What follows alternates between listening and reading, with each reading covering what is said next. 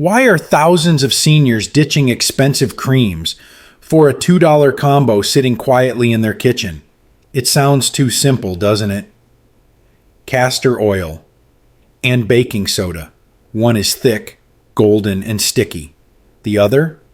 Dry and chalky, something you'd expect in cookies, not on your knees. But when you mix them just right, something strange happens. Robert, 68, swears the pain in his right shoulder faded within hours. Maria, 62, said her knees stopped locking every morning after using it for just 3 nights. They're not alone. A quiet wave of seniors is turning away from prescription gels and mystery patches, back to something that feels more human, more real. It's not just about cost, it's about connection, about doing something with your own hands that says, I care about this body. You know that feeling.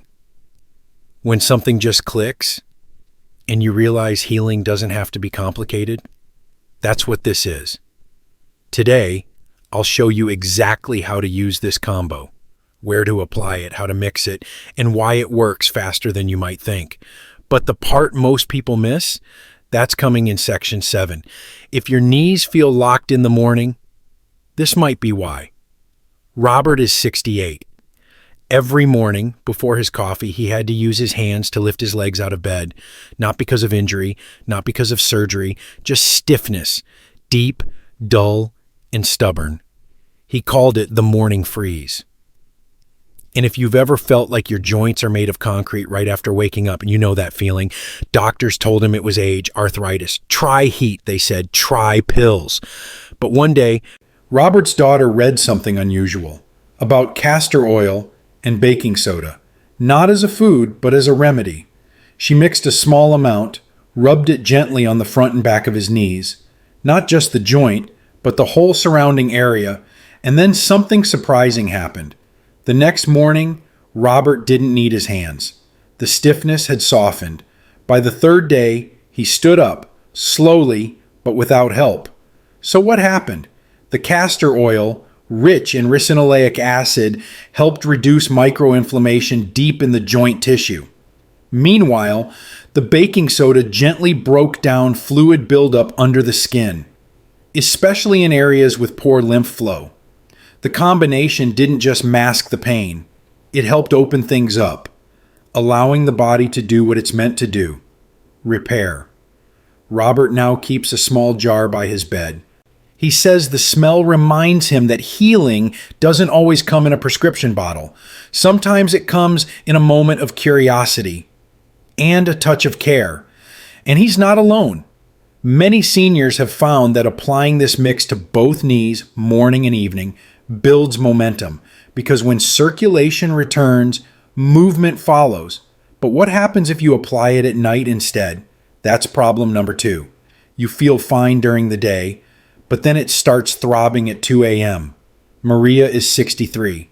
She used to fall asleep just fine, but like clockwork, around 2 or 3 in the morning, the ache would return, a slow burning pull in her knees, sometimes her hips, other nights, her ankles. She would shift her pillow, change her sleeping position, put a blanket between her knees. Some nights, she'd get up and walk circles in the dark, just to shake it loose. Nothing helped for long. Her doctor said it was joint fatigue. Normal at her age, offered a stronger anti-inflammatory, but her friend, Janet, mentioned something odd. She said, try putting it on your feet. Not the knees, not the hips, the feet. Maria was skeptical, but that night she mixed a bit of castor oil and baking soda into a soft paste, warmed it slightly between her palms, and gently rubbed it into the soles of her feet, especially the arches. The skin soaked it up fast. It felt calming, almost like the oil knew where to go. That night, no pain woke her, not at 2 a.m., not at all. Why? Because the nerves that signal joint pain, especially in the lower body, often originate in the feet. The arches carry pressure points connected to the legs, hips, and lower spine.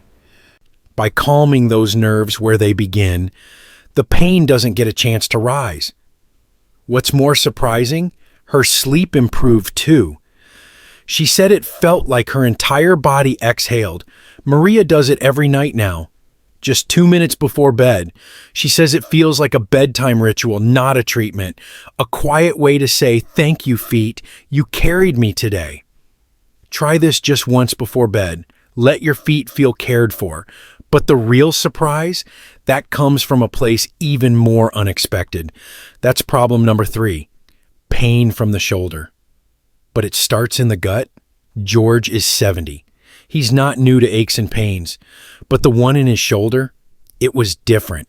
It came and went, sharp in the morning, dull by noon. Some days, he couldn't even button his shirt. He tried physical therapy, heat packs, even a new pillow. Still, every morning, the same sharp jolt would greet him like an unwelcome alarm clock. One day, his niece, a nurse, asked him something strange. "Have you had your digestion checked recently?" she said. "Sometimes pain in the shoulder links back to your liver." George laughed. "My liver? Really?" But he listened. She showed him where the liver meridian runs, across the right side of the torso, just below the ribs. She helped him mix castor oil and a pinch of baking soda into a soft paste. They warmed it gently, then pressed it over the area just beneath his rib cage. It felt odd at first, tingly, warm. But the next morning, something was missing. That sharp shoulder pain, gone. Not reduced, gone. He kept doing it. Every night for a week. No shoulder pain, better sleep, and surprisingly, his appetite returned. He said he felt clearer in the head, like something foggy had finally lifted. Science backs this up. Castor oil supports detoxification, helping the liver process excess waste and inflammation. Baking soda helps balance tissue pH, reducing acidity and tension in nearby muscles. By calming the source, the shoulder finally relaxed. George now calls it the gut patch. And when his friends complain about shoulder pain, he tells them, "Start lower than you think." He swears by it now, says it's the first thing he packs when traveling. But the fastest result we've seen, that comes from point number 5.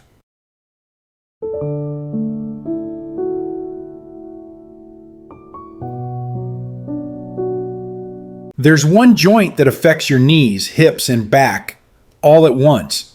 It's not one most people talk about. But when it gets tight, everything above and below it suffers. Louise is 66. Her main complaint wasn't pain in one place. It was everywhere. Her lower back, her left hip, her right knee. A dull pressure that moved around like her body couldn't decide where to hurt. She tried stretches, topical creams, a new mattress. The relief never lasted. She started walking less, sitting more.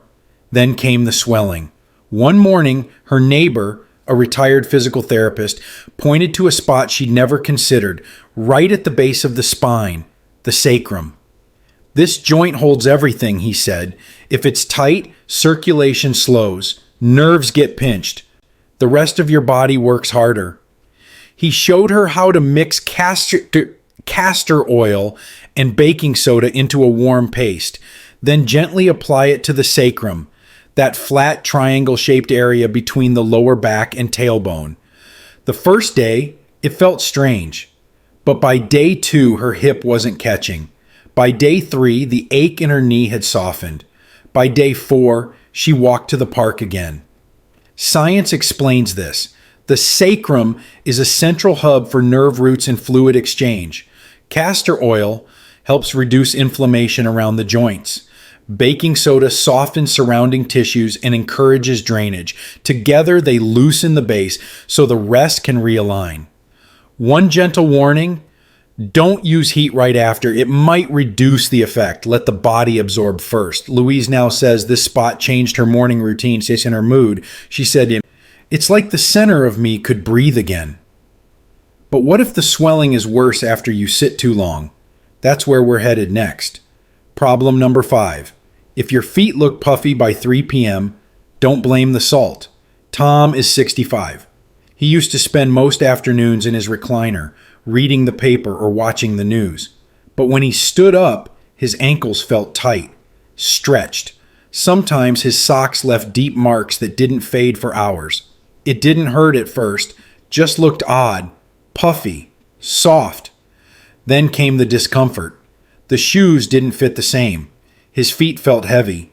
Walking to the mailbox became effort.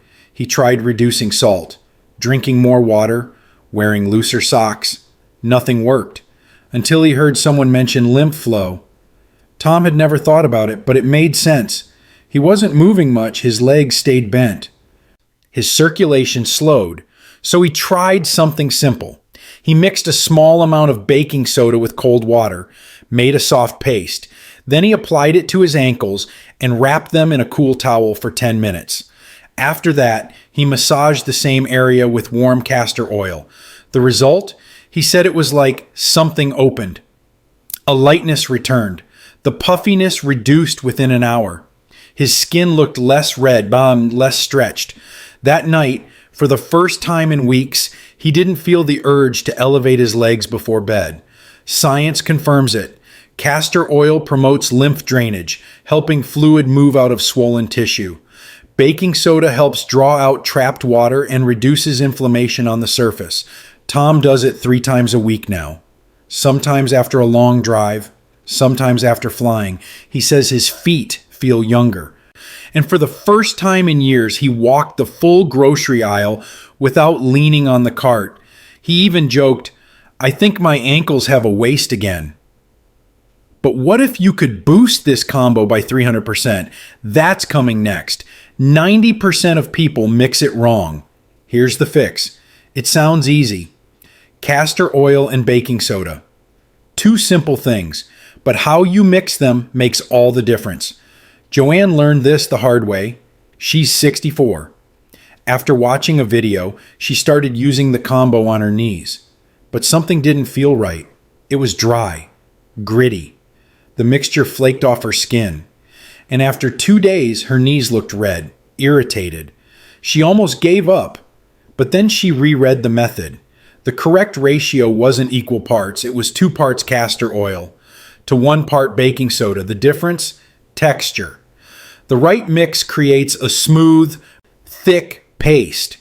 It sticks to the skin without dripping. It feels rich, almost creamy. Too much baking soda, and the mixture becomes chalky. It dries out the skin. May even cause mild burns in people with sensitive tissue. Too little, and it's just oil. It won't draw out the waste. It won't exfoliate the layer of tired, inflamed skin that needs to release. When Joanne tried the correct formula, everything changed. She said it felt like her skin relaxed. That's the word she used. Relaxed. Within an hour, her knees weren't red anymore. They felt calm, nourished. And 3 days later, she could kneel again to water her garden. Her confidence came back too. She told her sister, who had given up on the remedy, to try it again. The lesson? Even natural solutions need precision. The 2-to-1 ratio. 2 tablespoons of castor oil, 1 tablespoon of baking soda gives you the perfect consistency. Soft but stable. Active but gentle. It's simple, but not careless. If you've tried this before and gave up, try again. The right way. But what about safety? That's what we cover in number 8.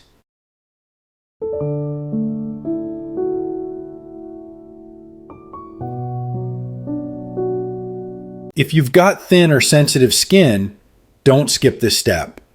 Natural doesn't always mean gentle, especially if your skin is already fragile. Clara is 71.